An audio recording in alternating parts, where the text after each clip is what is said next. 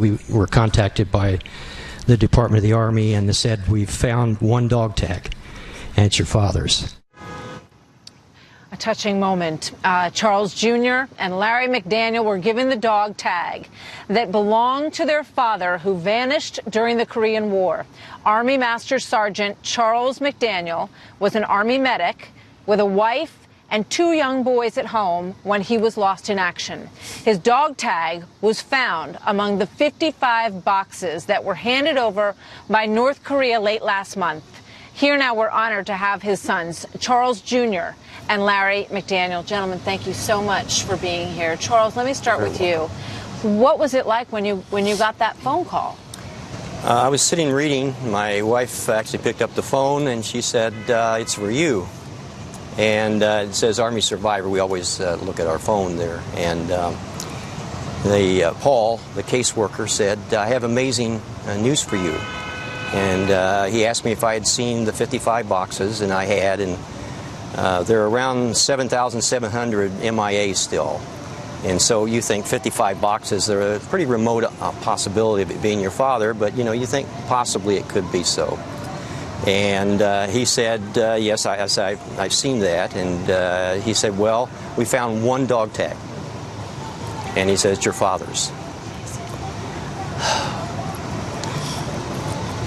It's amazing. I've done this about 10 times now with people, and I can't keep it out quite. And that's what happened. I had to stop and pause and reflect a little bit. And I met Paul at the conference we just had, face-to-face, and thanked him several times profusely. For what they do is amazing, and we don't ever know that it's going on until it happens. Show us the dog tag. Sure. It's so remarkable. Larry, what goes through your mind when you look at that and you think about it being on your father's chest? Well, I was surprised like everyone else, because in all reality, we have assumed that he was deceased for all these years, and so that part wasn't a surprise. I honestly didn't ever expect to have anything relating directly to him. What happens next, Charles? I mean, there are, as you say, 55 boxes of remains, and we expect that more will come. Do you think that you will get a call that says that they have found his remains? Well, the dog tag's the only identifiable thing. If I just do a little aside, it was amazing. Larry and I just went to a conference. It was an updating that they do every year for Korean War MIAs. And there are 700 people there related in some way for the most part. And I felt really a little guilty because we were the only ones that had some certitude. But just because there's a dog tag there doesn't mean that his remains are there. So there's still an untold story. And there's several issues about this. The way the Army issues this, if you're a military person, you'll know. There's a long chain with a dog tag, and there's a short chain with a dog tag. This is the short chain. What this often is if there's a deceased comrade, one of their buddies takes off the short chain.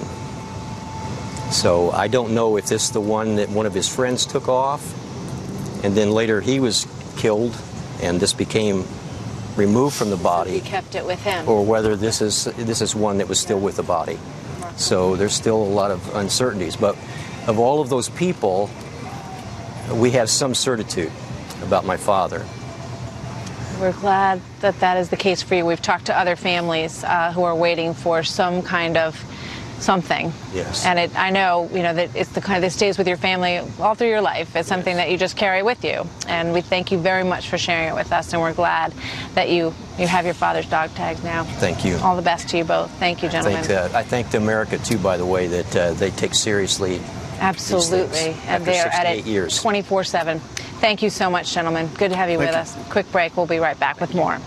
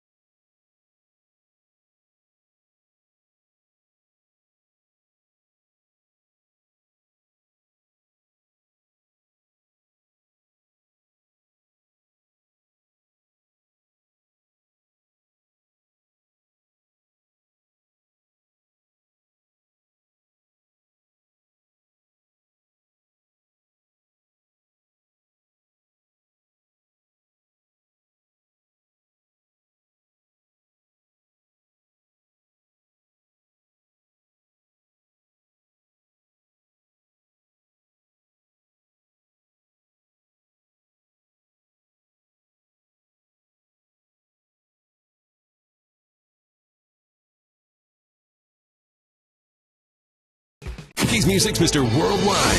Pitbull's such a household name that if you Google Pitbull, I come up before the dog. How Pitbull came up from nothing and how he's helping others in such a big way. My friend, that's what it's all about. Objectified, Sunday on Fox News Channel. So be sure to tune in this Sunday. I'm filling in for Chris Wallace on Fox News Sunday. I will speak exclusively with Senators Lindsey Graham and Jack Reed of the Armed Services Committee. Have a great weekend, everybody. We'll see you on Sunday. Tucker's up next.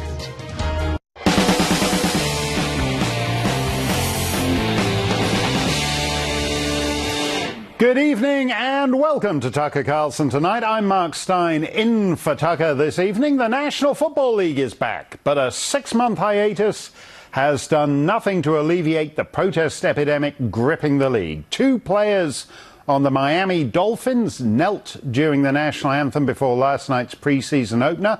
Other players raised their fists during the anthem or simply walked around. The protests served to reignite the NFL's feud with the president. Today, President Trump tweeted, quote, "The NFL players are at it again, taking a knee when they should be standing proudly for the national anthem." Numerous players from different teams wanted to show their outrage at something that most of them are unable to define. They make a fortune doing what they love. Be happy. Be cool. A football game that fans are paying so much money to watch and enjoy is no place to protest. Most of that money goes to the players anyway. Find another way to protest. Stand proudly for your national anthem or be suspended without pay. The tweet was immediately labeled as racist by the president's foes. Commander-in-Chief is, in fact, the racial opportunist-in-chief in this country. He's using race to incite the base. Trump has embraced his racism himself. He continues to do this kind of IQ insult against African Americans. Donald Trump himself is a racist and a white supremacist. That's all there is to it. So he's a racist because people are expected to stand for the national anthem. Burgess Owens is a retired NFL player and author of the book, Why I Stand, and he joins us now. Burgess, how long is this going to go? We're in for another season of it. Are we in for 5, 10, 20 seasons? Is this a permanent breach with the national anthem as a communal ritual observed by all Americans? Well, I tell you, thank you, Mark, and look forward to chatting with you. There's no question, it's hard to believe we're into a 3rd season. And unfortunately, the way this works out, the players are the ones who take the brunt of this. Not only are they going to be impacted in their career, some of them will end their career, but they'll be impacted later on when they try to get a job and realize that they have demeaned their own brand. But we need to look at the source. The source is that when is the NFL management going to get their act together and stop playing these guys and stop playing this, our country. They have a choice of setting the rules that every other organization sets. Nobody shows up to work and protest because they would feel like protesting, not if they want to keep a job. And these young men, unfortunately, have not been taught in their home about respect. They think they can get away with it in the real world, and it's not going to happen. They're going to pay the price for it, and the owners, again, will move their business on and do things in a global fashion. How can you be because you've stood for the national anthem in public on sports in sports stadiums for years. How can players be so narcissistic that they think a national anthem is an opportunity for self-expression, regardless of whether they're pumping their fists or taking a knee or standing upside down and twiddling their toes? Why would you think that's something to do in a national anthem? Well, it's because I grew up in a different generation, like Jim Brown and Lynn Swann and Franco Harris. We would kind of get teary-eyed looking at the flag during the time we played because we had gratitude. We had parents and we had a dad who taught us about respect, about not only respecting ourselves, our family, the women, but our country, and being appreciative of it. And these young men, unfortunately, 70% of them don't have dads. And this all goes back, Mark, to the real crux of this. We have an issue behind the curtains with these socialists. What they've done to the black community and the black family the last 30, 40 years is a crying shame. They're continually pumping out 75% of black boys in the state of California last year cannot pass a simple reading and writing test. That's what we're dealing with. So it's an issue with understanding our country and our history and being proud of it. You mentioned the owners. there's a significant loss of revenue and there's a significant loss of audience. I meet people all the time who say the NFL's dead to me. I'm not going back to it. How much more of this are they going to? They want to take a third season of this? How much damage to their brand can they take? Realize these guys are not clueless. They're leftist globalists. They just paid the commission $40 million this last year, every year for 5 years, and only $4 million of that is guaranteed because they see the incentive internationally. As they topped out at $13 billion a couple of years ago and lost 20% of that the last couple of years. They're looking at $25 billion globally with their NFL international teams. NFL China NFL China players, NFL France players, French players, Korea, you name it. They have put in place a global strategy for global TV revenue, and believe me, they don't mind giving up the American fan to do that. That's what they do. Use, abuse, and discard. That's the leftist way. Thanks for that, Burgess. I remember that game at Wembley Stadium where they all took a knee for the Star-Spangled Banner and then got to their feet for God Save the Queen. An extraordinary sight. Chris Hahn is a radio host and former staffer to Chuck Schumer. He joins us. Chris, you agree with this, that the president, by defending the national anthem, is being a racist? You know, I don't know that he's being a racist, but it surely does appeal to a certain racist part of his base. I'm not saying his whole base is racist, but there are definitely people who this appeals to, and he's picking a fight once again with a black athlete in an attempt to distract us from an economy that, while growing for some, is producing inflation that is really hurting others, particularly people in his base. Yeah, but that's got the fact that they're black athletes, the flag, the national anthem. There's very few things in a republic that are supposed to be for everybody, that we all agree on, particularly in fractious times. Yep. It's not in your interest, is it, to make standing for the national anthem just a thing that right-wing conservatives do? No, look, I always stand for the anthem, but I thank God every day I live in a country where I don't have to. This is America. You are free to protest. And in fact, taking a knee during the national anthem has been discussed as a reasonable, appropriate, and very respectful protest. No. We should really be dealing. Oh, absolutely. You speak to people over the years within veterans communities and others. This is a very respectful way to protest. They're not out there. They're not out there. There's people pumping fists. They're walking around. You can take a knee for King George III. You got rid of George III, so you don't take the knee. You stand up for the national. The point about a national anthem is everybody's got to do the same thing for it, or it's not a national anthem anymore. But, you know, the point of living in a democratic republic is everybody could do what they want to do, particularly around a song being played at an event. It is freedom. You do not fight for the flag or the anthem. You fight for the freedoms that the flag and the anthem represents. No, because it's not a First Amendment issue. I have a First Amendment right to shout F words at your grandmother's funeral. But it's not something that should be done. And to defend it as an abstract right is absurd.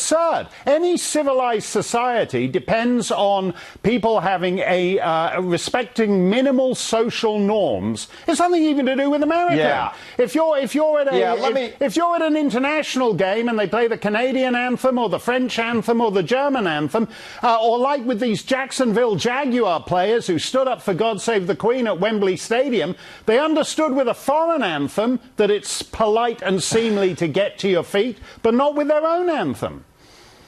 Let me just explain this to you, because you may not have learned this in school. In a free society like ours, you do not have to stand compulsory for anything. No. You can do what you want to do as long as you are not hurting others. There is no law that says stand. We don't live in the age of 1984 where you do what the party tells you. In America, you can peacefully protest whenever you want, wherever you want. Let me explain something to you, Chris, since we're all explaining things to each other. Of course not. Everyone accepts that there's a legal right to do things. something. There's a legal right to be a boorish, narcissistic, multi-million-dollar buffoon who doesn't understand a basic societal norm like standing for the anthem of a society that has enriched him. Defending this kind of narcissistic, self-indulgent buffoonery as some abstract freedom is completely ridiculous. I accept that no one's going to throw them in jail. Bob Mueller isn't going to indict them and toss them in jail for 200 years over it, but it's still not something that you guys should be defending. Hey, look, I am defending people's rights to express themselves peacefully without bothering other people. I respect that right. And look, the president has bigger things to worry about than whether a couple of athletes are kneeling on Sunday. And I know it's a double whammy for him here on this anniversary of his ridiculous remarks after Charlottesville. It's a double whammy because the NFL rejected him many years ago, wouldn't let him buy a team. So he gets that, and he gets to charge up his base. And that is, look, we need the president focusing on bringing people together, not pulling them apart over this. Well, there's no point bringing people. There's no point bringing people together who can't even agree on the national anthem. You might as well say, let's have "Wake Me Up Before You Go" for white people and the Macarena for black people, and for transgender bathroom protests, we can have a completely different anthem. Thank you for that, Chris.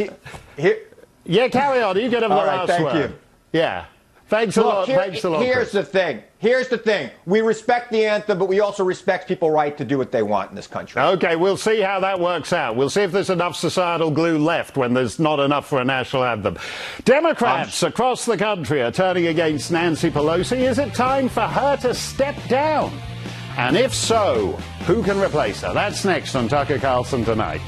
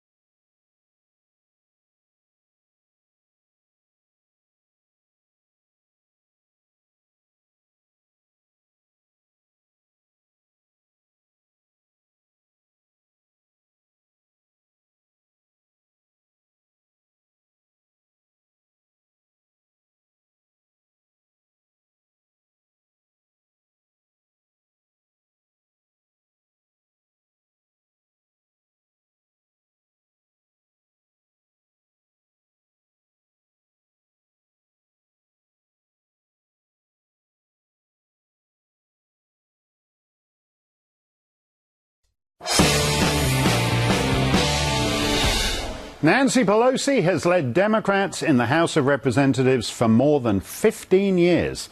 And more of those Democrats are fed up. As of today, more than 50 Democrat congressmen and congressional candidates say they would not support Mrs. Pelosi for Speaker if the party retakes the majority. You will have a vote as part of the Democratic caucus as to who will be the next Democratic leader, whether it be the minority leader or the Speaker of the House. Will you vote for Nancy Pelosi?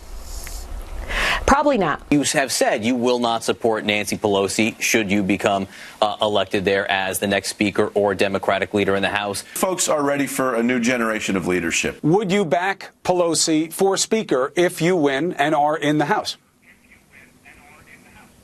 Well, I think, again, we don't want to get ahead of ourselves. Mark Penn was a pollster and advisor to both Bill and Hillary Clinton.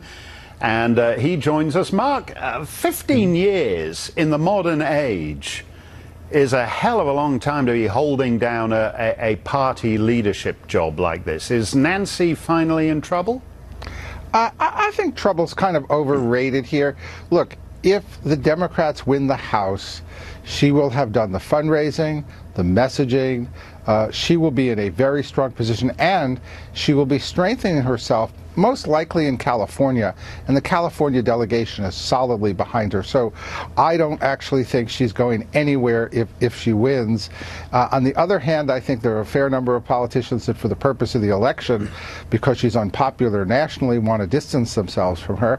And I think eventually there will be a change. And the other thing that could happen here is the Problem Solvers Caucus. If this race is within 5 or 6 seats on either way, Democrats or Republicans, they may hold up the election for Speaker unless there are rules changes that put some power back in the members' hands. Well, let's just step back and talk about what you said at the beginning about whether she is in trouble or not. Once upon a time, if you were a loser, you got a second chance, whether it's Grover Cleveland, Richard Nixon, whoever it is we're talking about. We live in much more brutal political times, and Nancy Pelosi hasn't actually won in the House for 10 years now, for 4 elections and possibly a 5th. How is it, what's the secret of her power there? How is it she's managed to hold her grip on this caucus? California, fundraising, personality and organization. And remember, what's happened here is that the fundraising and the political campaigns largely got centralized, giving more power to the leaders. Right. That's one of the big reasons nothing gets done on both sides, because the leaders have too much power and the members aren't free to go agree on stuff.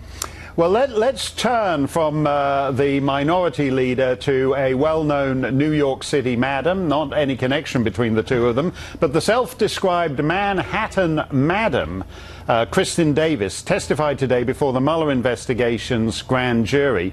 Why she did that is unclear, but Miss Davis has been a friend to longtime Trump advisor Roger Stone. If you have difficulty keeping your metropolitan madams straight, this is the one who claimed to have provided hookers for Eliot Spitzer, who was then the Democrat governor of New York. Mark, how did the Mueller investigation end up calling the Manhattan madam before the grand jury? Well, look, I lived through '98, so I know that there are no rocks which special counsels will stop from turning over. And I think it's unfortunate that the special counsel's gone down this road. I think Roger Stone has been clear. He didn't collude with anybody. He was up to maybe some of his usual political tricks and bragging, and they're obviously interviewing everybody around him, regardless of the connection, just as they're interviewing everybody around Trump. Quite interestingly, one of Roger Stone's other associates, I think Mr. Miller, appealed the subpoena, and I think, although it was turned down at the district level, it's actually the most fascinating case, which might be the case that unravels the entire independent counsel investigation if it's appealed. Yeah, because the way this thing, I mean, that is a very interesting appeal, because this thing doesn't meet any basic judicial norms, what the special counsel does. Basically, he goes down the chain. So he wants to talk to this madam because she's got something on some other guy, and then he can put the squeeze on that other guy, and the other guy can roll up another guy, and eventually somewhere in that chain they'll find someone who has the goods on Trump. Well, why do Democrats and Republicans put up with this? Why isn't there a bipartisan understanding of the need to get rid of this thing? Look, I wish there were. I fought Ken Starr in '98, and I've been outspoken that I think this investigation is wrong. Well, look, I think Judge Ellis in the Manafort trial clearly knows that Manafort is on trial by the independent counsel with the entire weight of the largest prosecutorial machinery almost ever built, only because he spent 2 months as Trump campaign manager. Yeah, absolutely. He might have had an assessment, he might have had a trial, but not 2 indictments, not not even without bail. Even Harvey Weinstein is out on $1 million bail. Right. So you see that this is not the way anybody really expect the American justice system to work. And I am puzzled that more Democrats and Republicans, look, hatred for Trump is so broad that I think people are forgetting the first principles is that we all have to agree on a system that's fair to all. Absolutely. We'll get into Judge Ellis and the Manafort trial a little later on the show. Mark Zuckerberg has more of your personal information than perhaps anyone in human history, but he's not got enough and he wants more. He's asking banks to share their customers' financial information with him. That's up next.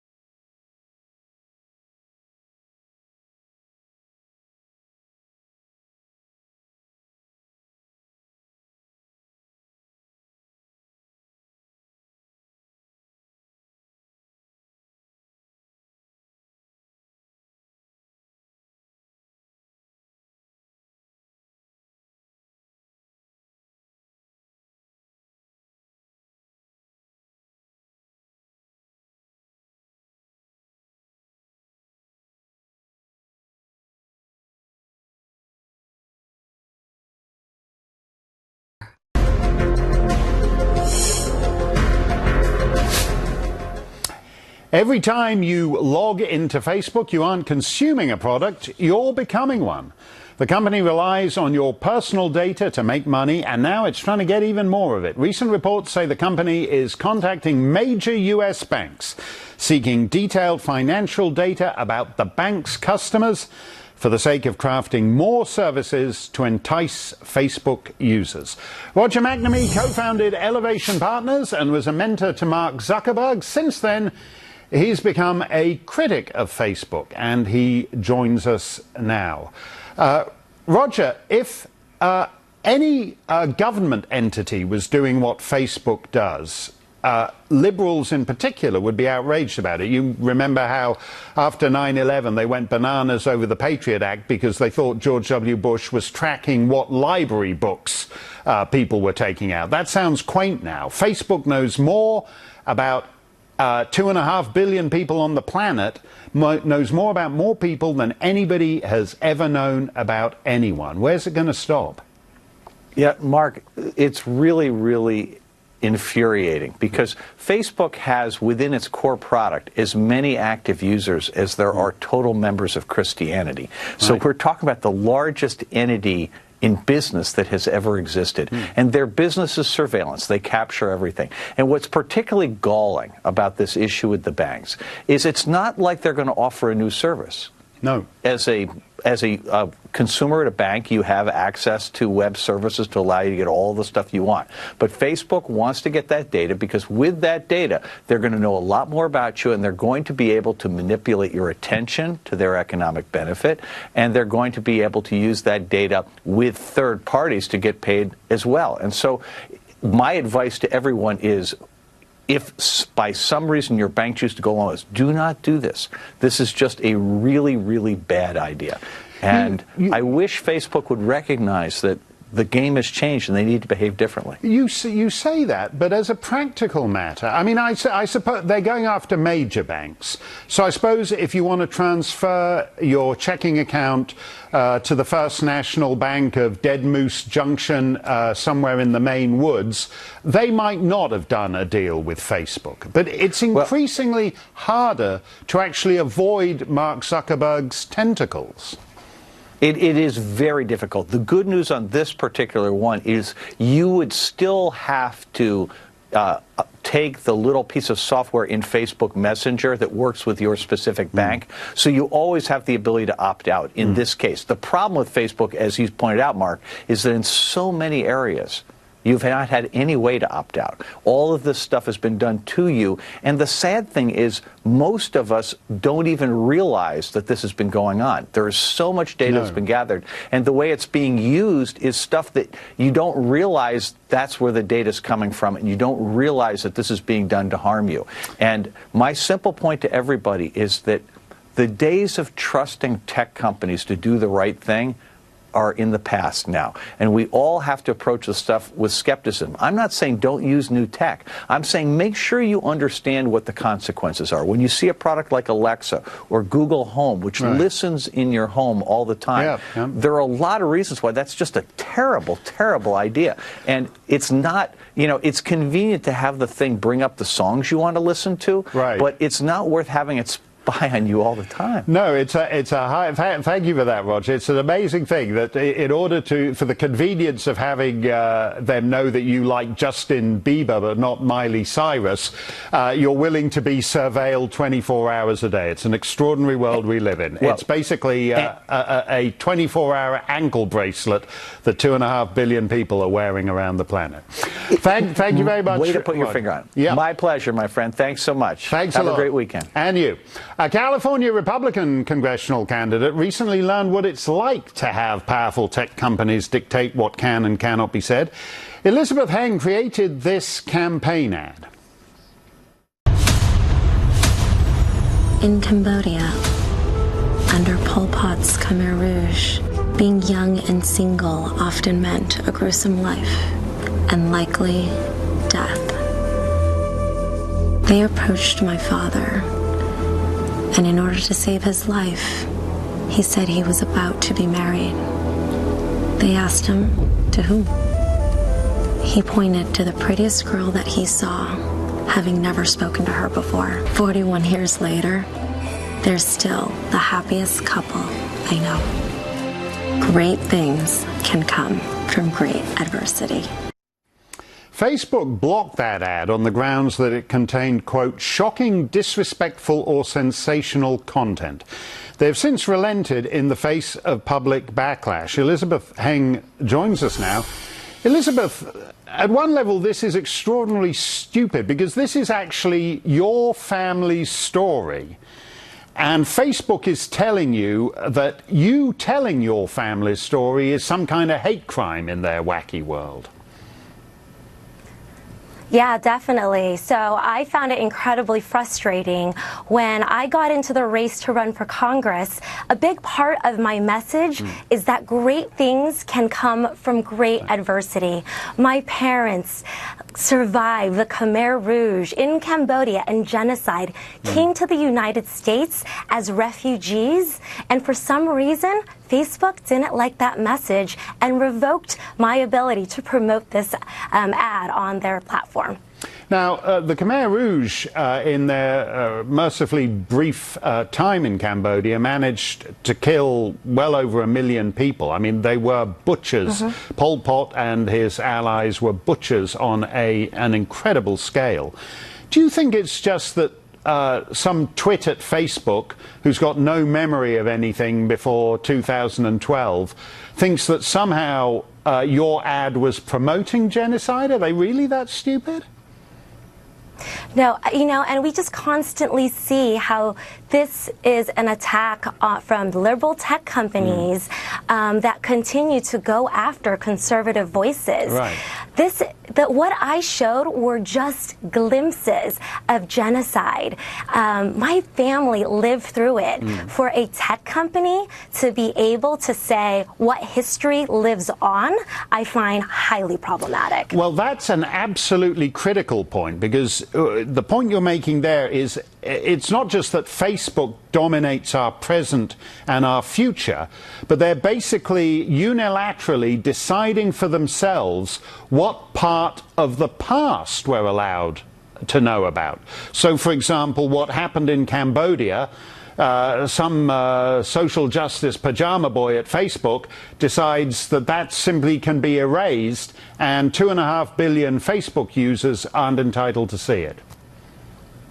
Yeah, and the fact that it took, I tried to go through the normal protocols when it was first revoked, and to no avail, I took this publicly. It took 5 days and a whole national movement in order for them to say, I apologize for the confusion. Had I been, I say, a liberal in Los Angeles, I don't think that this would have taken 5 days and a national movement. Because my bigger concern is, what if this happened 5 days before an election? No, you're absolutely right. And people who aren't in a position to go public have a much more difficult time. Elizabeth, thanks for that. Thanks for your inspiring story and your family story, and good luck in your election. Paul Manafort's criminal trial in Virginia has produced no end of excitement, thanks in part to the unusual behavior of the presiding judge. He threw another curveball at prosecutors today. That's coming up next on Tucker Carlson Tonight.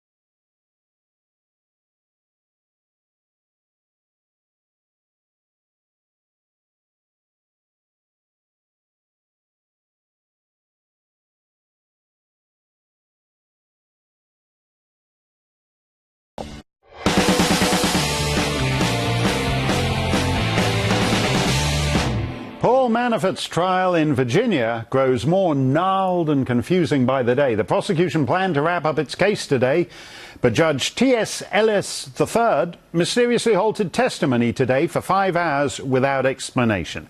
Alex Little is a criminal defense attorney and former prosecutor. He joins us now. Alex, good evening, Mark. What's the reason for this somewhat mercurial judge's 5-hour delay today? We haven't got any confirmed reporting as to the exact reason. I think there are a few clues that have been reported.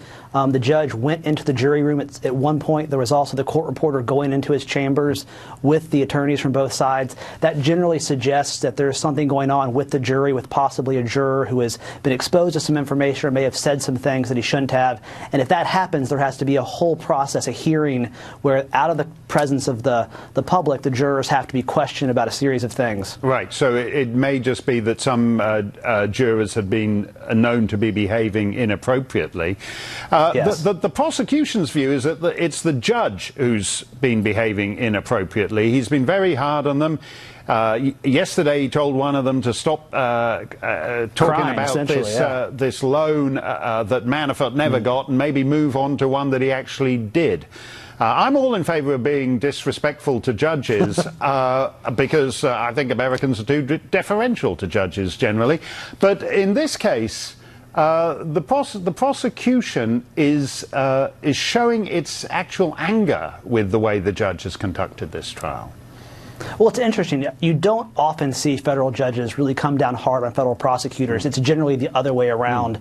They're in front of the same the prosecutors in front of the same judges day after day. But this judge is known to sort of be this way. He's called himself the Caesar of his own small Rome there in Alexandria, Virginia. So I don't think it's unexpected behavior from Judge Ellis, but it certainly is unusual compared to other cases.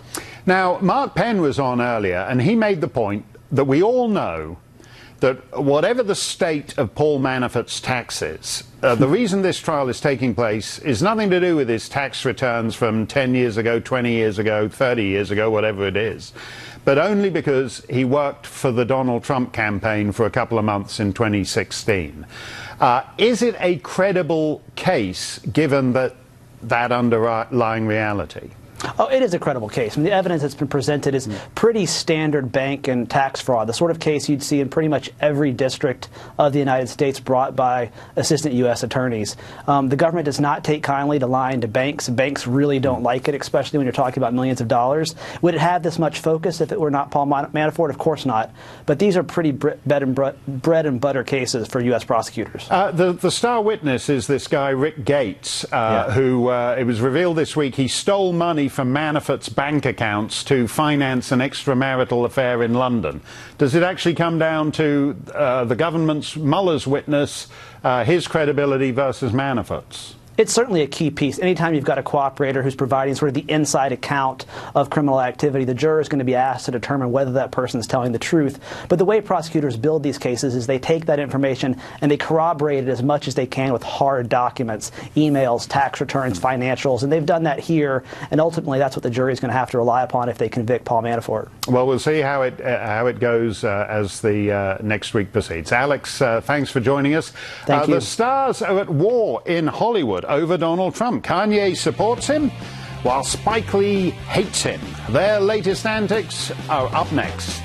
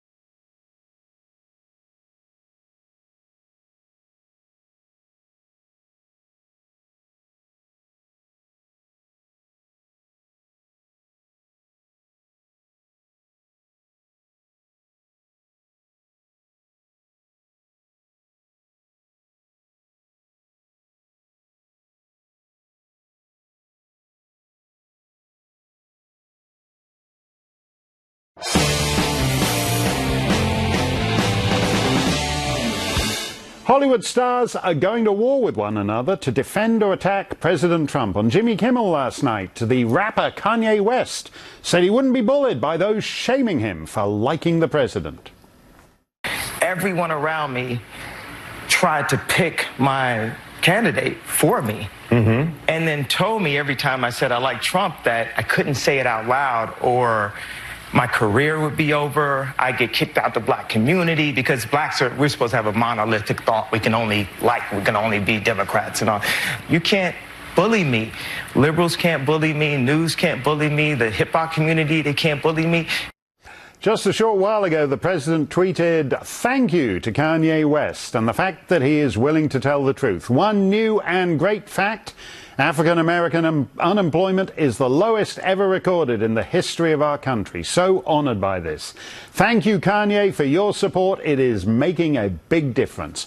But film director Spike Lee told Anderson Cooper that in his view, Donald Trump wasn't his president at all. The President of the United States had a chance, Anderson, to denounce hate groups. The whole world saw what happened, and he didn't do it. Because since this guy's got in the White House, it's not even a dog whistle, it's a bullhorn. Would you want to sit down with Donald Trump? No. And have a conversation? I'm calling back. I don't use his name either. It's Agent Orange. Do you consider him your president? No. Yeah, Carly Shimkus is a reporter with Fox News Headlines 24/7. Carly, Kanye West, the president's tweeting about him now. He is unusual in that he did this. He spoke up for Trump. He spoke up for the president, and he was clubbed and battered, but he stuck with it. So we can give him credit for sure for at least being brave. I do think that some conservatives have jumped on the Kanye West bandwagon a little bit too prematurely. He did make some very good points about freedom of thought when he declared his support for the president. We just heard him list some examples when he was talking to Jimmy Kimmel. But it's clear in that interview as well that he likes the shock value. He likes to be a contrarian, and he doesn't like when people tell him what to do. Jimmy Kimmel asked him a very simple question about what President Trump has done for the African American community, and Kanye West was completely unprepared to answer that. And he could have pulled from a number of things. Jobs, like the president tweeted about, trying to fix the gang violence in Chicago, the city that Kanye West is actually from. So it doesn't really feel like he's done a real deep dive into conservative values. But he did make some good points about at least not being bullied by people. Yeah, I don't think anyone seriously expects Kanye West to be a rock-ribbed conservative, to turn into William F. Buckley or anything. Isn't it just the case that you've got people who are the most successful guys on the planet? They're major celebrities. And we live in a bizarre world where you can be one of the most successful people ever at what you do, and you're terrified to mistweet because you'll be clubbed to a pulp and your career will be over. And isn't there something refreshing just about a guy who says, no, I'd like to be able to be free to say what I want? Yes, you know, I do think you're right. And what you said before kind of brings us to the Spike Lee point. What really struck me with what he had to say was that he wouldn't even sit down and talk to the president. I think he made some very good points in the interview with Anderson Cooper about what happened with the Charlottesville riots and whatnot. But those points go nowhere if you're not willing to meet with the person in charge. LeBron James said the exact same thing, that he wouldn't sit at the same table with the president. So I do think that some of these famous people in Hollywood who could potentially score a White House invitation hate the president so much that they almost become their own worst enemies because they're not solving any problems here by just sort of screaming